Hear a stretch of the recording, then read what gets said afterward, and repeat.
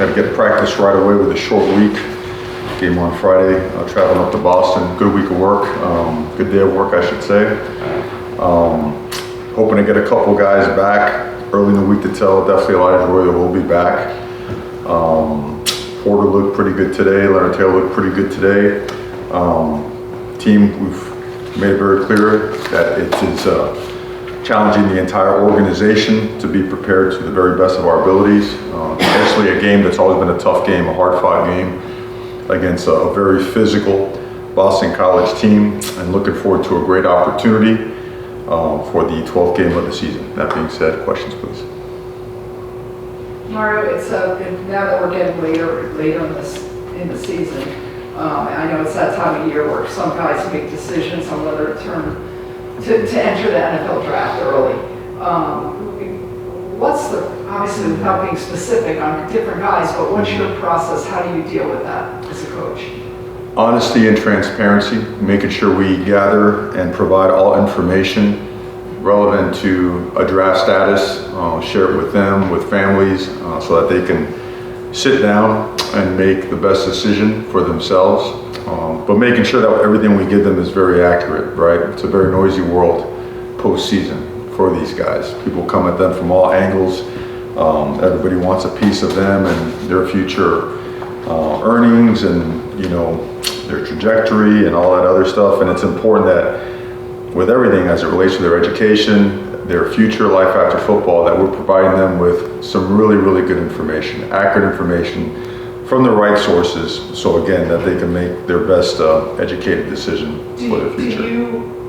Are you proactive and go to most of the guys you think maybe whatever, or you wait till they come to you? We're always proactive with that. We always want to try our best to keep the main thing, which is playing football, playing the season, and making sure that we have some mechanisms in place so that once the time is right to be able to speak openly and honestly about everyone's particular situation. Everyone is different. Everyone has different needs and wants, and certainly everyone has a different status.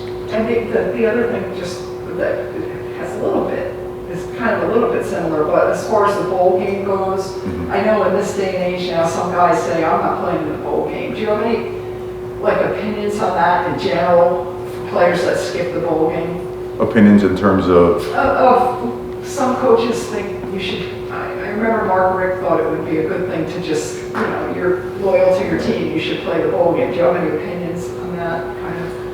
In my opinion, anytime you have a chance to play football, you play football. That's never going to change. Do I judge people? I don't do that. I don't believe in that. We're no one to judge. But always encourage it, push it, because you never know when you are not going to be able to play again, and you're not guaranteed another day of football, no matter who you are, no matter what your status might be. So, and I believe in closing it out the right way. So that hopefully that answers the question. That's great. Mario, do you think, and you can't speak for the world, I get that, but do you think there is enough appreciation or understanding just how good this conference is? I mean, BC's a good football team, Syracuse is a good football team, and Dino just got Wake's a good team, and they're 1-6 in the conference. It's hard to win in this conference now. There's no easy Saturdays in this conference. Do you think there's an understanding of that? I don't know. I know that I haven't been in different conferences, actually 3 conferences in the last, 8 years. The teams in this conference are as good as the ones in any conference that I've coached at, and it's really interesting that the caliber of quarterback play is really high.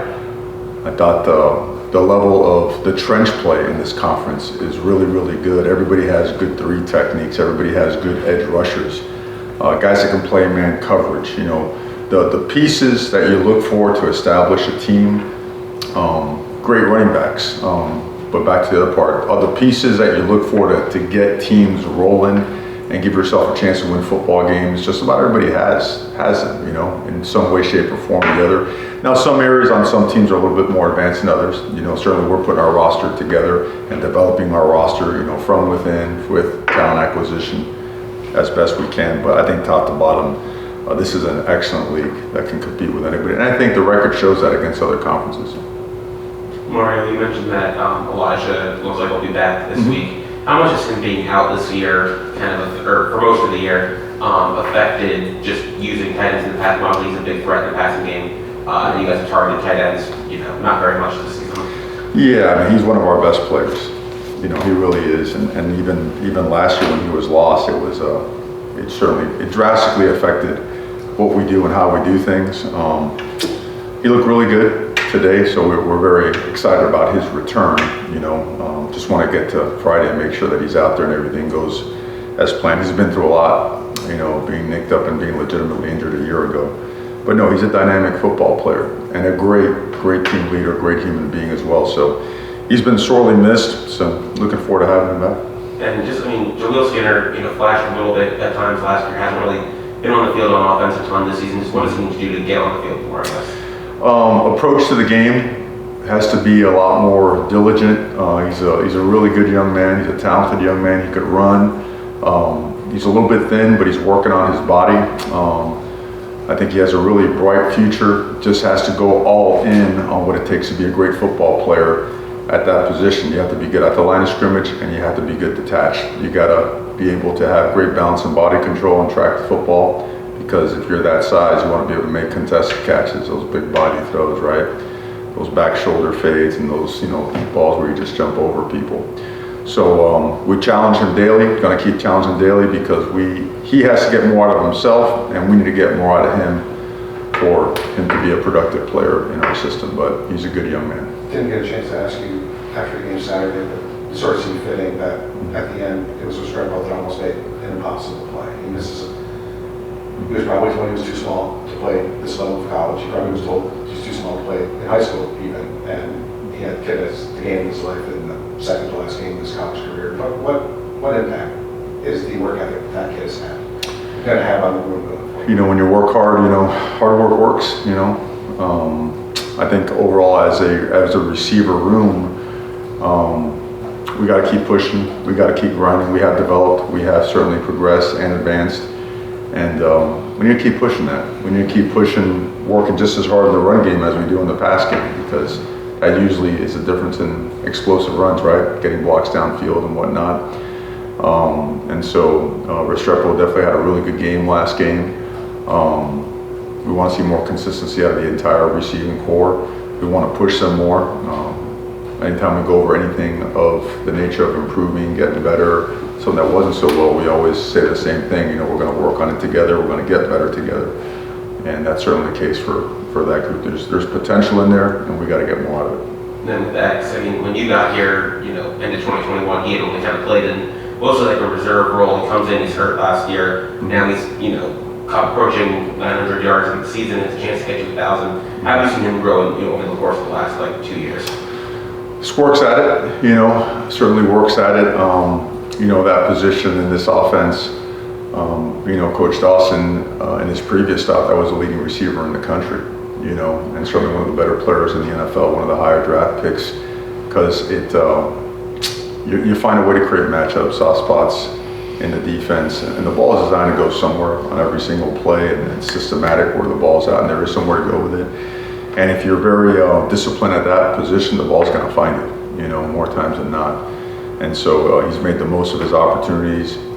He's a hard worker, and I'm going to push him. He needs to be pushed, like everybody else, to continue to do everything possible to be the best leader he can be, And I'm going to demand that of everybody, because with all the things that we've done to progress and get better, and us looking for that next step, and you've got to lean heavily on guys that are producing and playing well and push them to get more out of them. There's more in everybody, and we're going to push them. And then on a total different subject, Mike Norvell said earlier today that a lot of coaches reached out to him about Jordan Travis and the injury he suffered the other day. I was curious if you were one of them, if you said anything to Coach Norvell or just about that situation. A lot of times I don't reach out to coaches personally just because of the hustle and bustle of the day. I can tell you that he is in our thoughts and prayers, and personally in mine. Mario, please don't come over the second row and turn my head off with this, but you don't strive for 65. Obviously, you're here for something else. When you go through this, when you go through what you went through last year, when you go through what you went through this year, what you're going through this year, what still keeps that fire going? What is the thing that still has you get out of bed at the ungodly hour, you get out of bed at and do what you do? Oh, it's a reality of progress. you know? I think a lot of times, we probably don't dive into it as much, because it's not really my job or place to dive into starting points, right? Every program has a different starting point, you know? And we came here a million miles per hour, and that's not gonna stop. And we left the program at a different starting point than the program we came into. And the fact that the amount of progress that has taken place over the course of the last 18, 20 months has us really excited because it's real. There's no, not making up anything, there's no created narratives, there's the reality of work, there's a reality of improvement, there's a reality of closing the gap, there's a reality of talent development, there's a reality of talent acquisition, systems developing, right? All of a sudden our offenses and defense are in the top 25, top 30. All of a sudden it's a fourth quarter game every single week, and we're finding a way to win in overtime or come up short. So everything is really just closed, you know, in terms of that gap. And that is exciting because these are, I've said this before, these are unfortunately steps that you cannot skip. We'd like to, and we like to grab every win, and we don't find consolation in anything but that. But also been around long enough and in enough of these processes to know what's real and what's not. This one is real, and I think it's reflected in our players, as hard as they play, the way they play to the end. It's reflecting the way that we're continuing to recruit at a high level because people understand and see, well, Miami is really becoming different again. So it's pretty much that simple.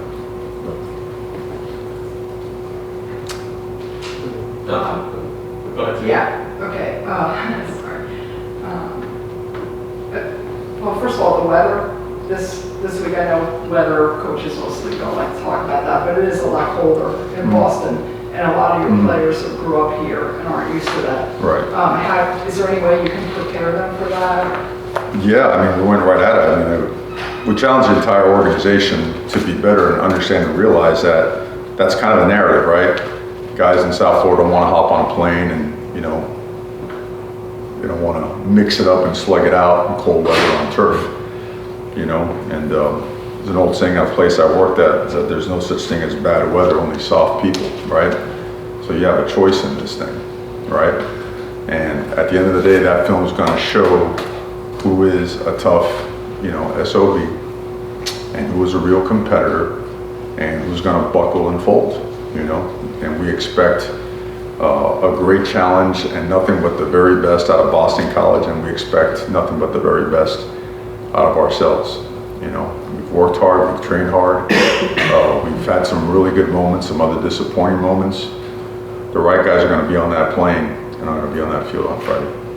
I ask this only because I don't know when we'll see you again after Friday. But it used to be that when you made a bowl, those 15 practices meant a lot. And I don't know when you're going to play, you don't know if you're getting the full 15 or not. Is that kind of overstated thing now, getting that extra practice time, or is it something that still is? No, that's very important. Because, and it's using them the right kind of way, right? Because your team physically could be at different stages. Sometimes your team is relatively healthy, sometimes you're banged up, but there's a lot of things you could work on. You could work on situational football. You could dedicate full days to special teams. You could dedicate full days to 2-minute drill. You could dedicate it to your one-on-one work. Competitive drills, right? Which are it's always a game changer when you just play the game the way you always play since you were a kid. So there's a lot that goes with that. But you have plenty of time to game plan and prepare for that opponent. You know, you don't want to prepare for that opponent 15 days out, right? Unfortunately, human nature is what it is. You can get bored, right? And all of a sudden your sense of urgency declines a little bit. So they're used the right way. Some days are used for strength and conditioning. Some days are used for legitimate team activities, you know, legitimate connecting, bonding activities. They're really valuable days. Think about it, spring ball is 15 days long. We don't have OTAs like the NFL does, right? So this is like an advanced calendar that allows you to do some of those things without wearing your team out. So it's basically like a camp week and a game. I would say, well, it's a little bit different because you have finals. You got to spread things out a little bit. Holidays might be in the middle or might be part of the bowl. You've got to be really selective. You got to really map it out. We have like 4 or 5 different maps depending on where we end up playing. And then the opportunity to play a quality opponent, right? And find out more about your team and go compete and go improve, you know. And certainly when the bowl gets here, we'll be all over and talking about the bowl, but right now every ounce of effort and focus is on Boston College. Mario, obviously, I mean, you said Tyler, well, first you said Tyler, had 2 weeks of practice the last couple of weeks, and then I know you said on Saturday that he'd been very, very determined to, get back into form and stuff. Obviously, you don't know what's going to happen though until you get out there for a game. Is there a moment during the game where you're like, okay, like he's back to where he was previously? I thought when he took off with the ball and got us 8-9 yards, stepped up in the pocket, take away the flat route, take away the corner route, boom, 2nd and 2. That's being decisive, and that's just playing ball, right? That's understanding at the end of the day, move the sticks, score points. So, look, football is it's unforgiving, right? And sometimes unpredictable, and sometimes guys go through rough patches, but you don't let him eat it all by himself. You make sure you take accountability and ownership as an entire program and reassess, right? And go from there, and wherever it takes you, but make every decision as it relates to what's best for the team. That's it. Nothing else important. Sorry. I still misread your pauses, that's all. Working on it. We probably only know some of what he's dealt with physically this year, but he got drilled a couple times Saturday. He was slowing down a couple of times Saturday. The fact that he didn't tap out, what sort of message did that send to the other end? Tough competitor,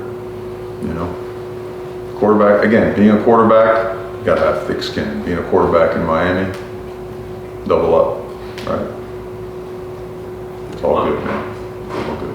On the logistics side of things with, Thanksgiving holiday on Thursday, flying up that day for the game on Fridays. Are you guys celebrating the holidays with team somehow? Or you guys do anything for Thanksgiving? Celebrating the holidays? Doing anything, I mean, we don't want to trip the fan ourselves out, up there. So, I mean, on Wednesday, we'll do what resembles a Thanksgiving meal. We're very grateful for the things that we have. At the end of the day, that's the biggest challenge, is making sure we all play for that U that's on all these chairs, right? That's what we all signed up for. And we have to show gratitude for that. And the best way to show it is by the way we play, by the way we go to class, by the way we earn our diploma. Like being real, This is not just a bunch of independent contractors showing up to, hey, what can I do today for myself? It's got to be still about the program itself. And there's a lot to be grateful for. We'll do that on Wednesday, right after practice. And Wednesday is really a Thursday. On Thursday, we will travel, get up there and do our normal routine. And Friday, wake up early and go right to it. Mario, what are some of the things that make Boston College a challenge for you guys, a tough challenge? Sure, well, I think it starts with their physicality. Both the offense and defensive line are big, strong guys. They knock you back. Offensively, they just give you a lot of different pictures, right? I mean, they can line up with 9 offensive linemen, or they can slip some tight end jerseys on linemen, or they can spread you out. The quarterback can run, he can throw. Their boots and wags are challenging. Their quarterback run game is challenging. Their vertical play action shots are challenging. Defensively, field fire, internal fires, when I say fires, blitzes, some of the corner pressures, secondary pressures they bring. When you get down tighter into some of their stuff, they'll pull the trigger and play cover 0, bring an extra guy and try to hit the quarterback. And they're very disciplined. Like, they understand their leverages, they keep them, they have really good eye discipline. And when they put together complete games, it's been really impressive. But that's just a very well-coached team, and a team that's, I believe it's Coach Hafley's 4th season, a team that you could tell has been together for 4 years. Do you have any memories of, I know obviously you were a big UM fan growing up, of the Hal Flutie game? Yeah. Do you remember that when you were a kid? What? Your thoughts? I'd rather not relive that game, Say it again? I'd rather not relive that game, but I remember that. I remember playing up there.